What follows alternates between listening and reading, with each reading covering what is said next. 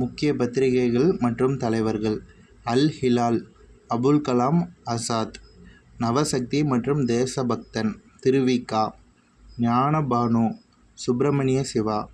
New India மற்றும் Commonwealth: Annie Besant அம்மையார். Bengali: Surendranath Banerjee. Kesari: Balagangadhara Tilak. Punjabi: Lala Lajpat Rai. Mook Nayak: B R. Ambedkar.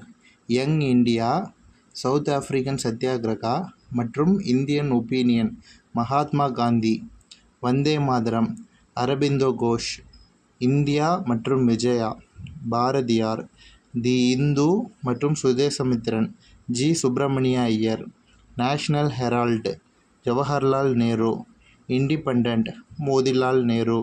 குடியரசு: ரிவால்ட், புரட்சி மற்றும் விடுதலை: பெரியார் அவர்கள்.